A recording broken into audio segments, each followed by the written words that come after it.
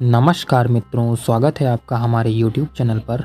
आज का हमारा विषय भारत में बीजों के साथ छेड़खानी और बदलाव की कहानी को एक बार हम ज़रा समझते हैं कि सत्य क्या और असत्य क्या। तो इसके लिए हमें 1960 के दशक और उसके पीछे के विज्ञान को समझना होगा। यह केवल कृषि नहीं बल्कि भू राजनीति, जियोपॉलिटिक्स और रसायन विज्ञान, केमिस्ट्री का एक मिला जुला खेल है। भूख और मजबूरी 1960 का दशक बहुत देखा है उसने। स्वतंत्रता के बाद भारत के पास अनाज की भारी कमी थी।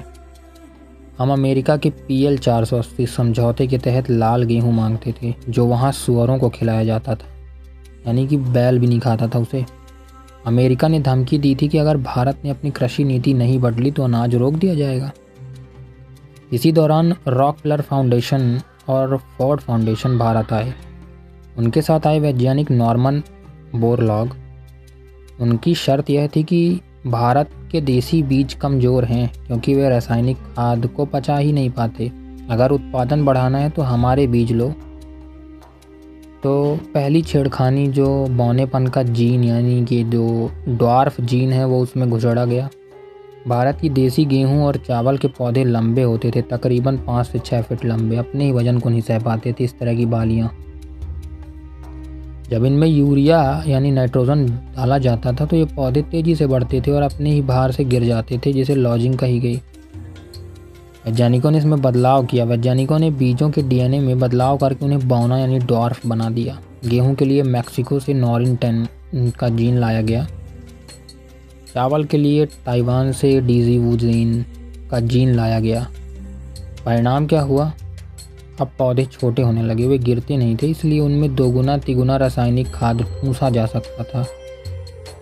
सच यह है कि बीज को इसलिए नहीं बदला गया कि वह ताकतवर बने, बल्कि इसलिए बदला गया ताकि वह फैक्ट्री में बिना खाद का उपभोक्ता बन सकें। इसे हाई यील्डिंग वैरायटीज HYV का नाम दिया गया। फिर एक हाइब्रिड तकनीक आई जिसको F1 कहा गया। द F1 ट्रैप के नाम से आज भी जानी जाती है। हाइब्रिड तकनीक यानी हाइब्रिडाइजेशन वह वैज्ञानिक तरीका है जिसमें किसान से उसका बीज छीन लिया। इसे समझने के लिए प्राकृतिक बीज यानी ओपन पॉलिनेटेड देसी बीज में नर और मादा गुण संतुलित होते हैं, बराबर होते हैं। आप फसल उगाते हैं, उसके बीज बचाते हैं और अगले साल फिर उगाते हैं, गुण वही रहते हैं।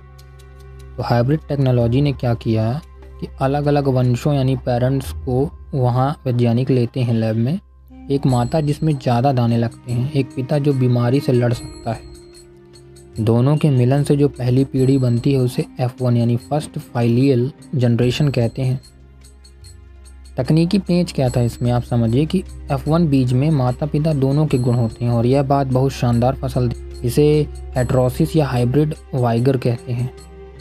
लेकिन अगर आप इस F1 फसल के बीज को बचाकर अगले साल बोएंगे F2 पीढ़ी, तो मेंडल के आनुवांशिकी नियम यानी मेंडल्स लॉ के अनुसार उनके गुण बिखर जाते हैं, सेग्रीगेट हो जाते हैं। कुछ पौधे बहुत छोटे होंगे, कुछ बड़े होंगे, कुछ में दाने नहीं आएंगे और खेत ऐसे बर्बाद हो जाएगा। इसलिए किसान को हर साल दुकान पर जाकर नया F1 पैकेट ही खरीदना पड़ता है। यह प्रकृति के चक्र को तोड़कर बाजार का चक्र बनाने की तकनीक थी। मिलावट का अगला चरण GMO यानी जेनेटिकली मॉडिफाइड ऑर्गेनिज्म। हाइब्रिड में तो फिर भी एक प्रजाति जैसे चावल से मिलन होता है। GMO में वैज्ञानिकों ने प्रकृति की दीवार ही तोड़ दी। तकनीक यह कहती है कि इसमें एक प्रजाति के जीन को निकालकर दूसरी प्रजाति में डाल दिया जाता है। उदाहरण के लिए BT कॉटन्स कपास के बीज में बेसिलस thuringiensis नामक एक मिट्टी के बैक्टीरिया का जीन डाल दिया गया। इसका उद्देश्य क्या था? ताकि पौधा खुद जहरीला हो जाए और कीड़े उसे खाते ही मर जाएं। विश्लेषण क्या है? यह तकनीक कहती है कि जहर बाहर से क्यों छिड़कना, खाने के अंदर ही क्यों न पैदा कर दें। इसका दीर्घकालिक प्रभाव मानव शरीर पर क्या होगा, इस पर अभी भी बहस जारी है। रिसर्च है, आई नहीं, पता नहीं। और इसका निष्कर्ष क्या हुआ? हमने क्या खोया और क्या पाया? तो 1970 के दशक में भारत ने अकाल पर विजय प्राप्त की। गोदाम अनाज से भर गए, भुखमरी रुक गई और उस समय तात्कालिक सफलता तो हमें प्राप्त हो गई। होया क्या? हमने बीज की संप्रभुता, सीड सोवेरेंटी खो दी, है ना। जो चीज़ हमारे अधीन होनी चाहिए वो चली गई कहाँ? कॉरपोरेट्स के पास। अब वो क्यों आपको फ्री में बेचेंगे? जब आपके पास थी, आपकी संप्रभुता थी, तो आपने उसका इस्तेमाल किया। लेकिन उन्हीं के जाल में फिर पुनः फंस गए। तो अब अपने मन में घटाइए इस घटना को और आपको पता चलेगा कि गलती थी किसकी। पहले बीज सार्वजनिक संसाधन यानी पब्लिक गुड था, किसान आपस में बांट लेते थे। अब बीज बौद्धिक संपदा यानी इंटेलेक्चुअल प्रॉपर्टी बन गया है, जिस पर पेटेंट है, आप फ्री में ले भी कैसे सकते हो। मिट्टी को रसायनों की लत लग गई, बिना यूरिया के हाइब्रिड बीज उगने से ही मना कर देते हैं। बीज के साथ छेड़खानी का मूल उद्देश्य उत्पादन बढ़ाना था, लेकिन उसका डिज़ाइन ऐसा बनाया गया कि वह कैपिटलिस्ट मॉडल यानी पूंजीवादी व्यवस्था पर ही चल सके। बिना पैसे और बिना केमिकल के बीज बेकार हैं, इसका आप याद रखिए।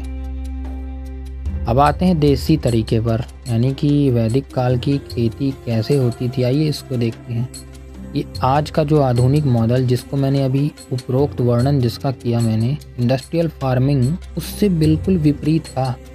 यानी उनका मॉडल मिश्रित खेती और चक्रीय अर्थव्यवस्था पर आधारित था। उनके लिए खेती कोई व्यवसाय नहीं बल्कि एक यज्ञ, पवित्र कार्य था। इनका आधार तो ऋग्वेद को ही और अथर्ववेद को भी माना जाता है। आर्यों के कृषि मॉडल के रूप में आता है ये।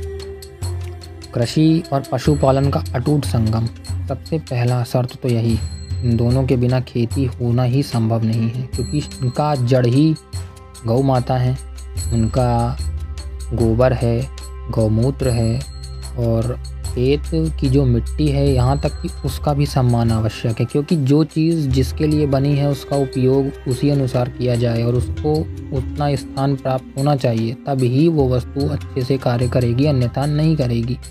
देखिए कैसे, गोधन यानी कैटल वेल्थ, गाय और बैल अर्थव्यवस्था के केंद्र थे। बैल यानी वृषभ हल चलाने और परिवहन के लिए उपयोग में होते थे।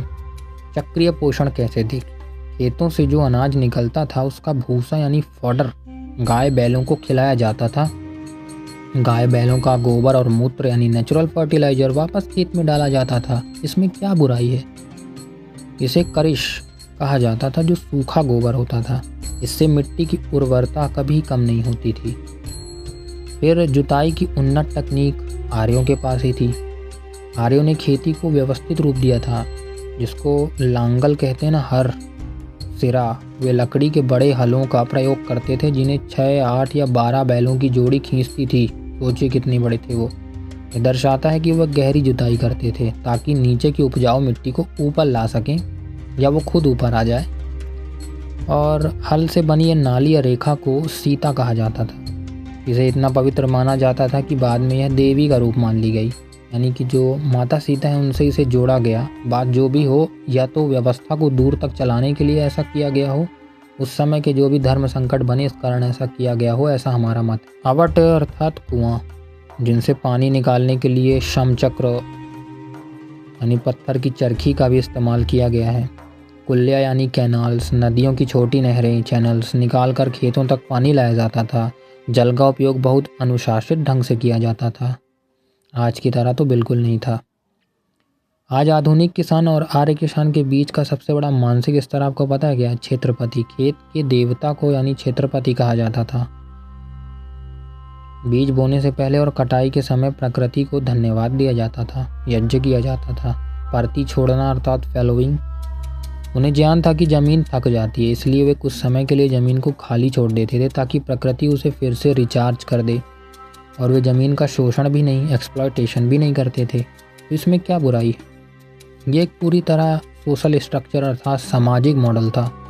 खेती पूरे कबीले या परिवार का साझा काम था। बीज किसी कंपनी की जागीर नहीं, अपितु घर की महिलाओं द्वारा मिट्टी के बड़े बर्तनों में सुरक्षित रखे जाते थे।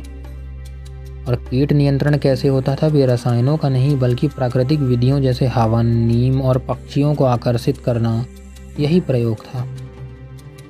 देसी मॉडल की खासियत बीज का घर, बीज उनके घर का, खाद घर की गोबर है, जुताई घर की बैल पा गए, श्रम घर का।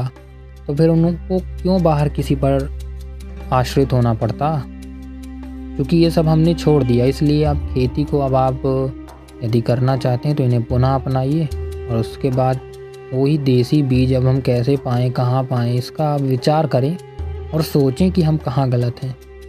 कोई हमारा फ़ायदा तब उठाता है जब हम उसे उठाने देते हैं। आप ना उठाने दें तो वो उठा ही ना पाएँ।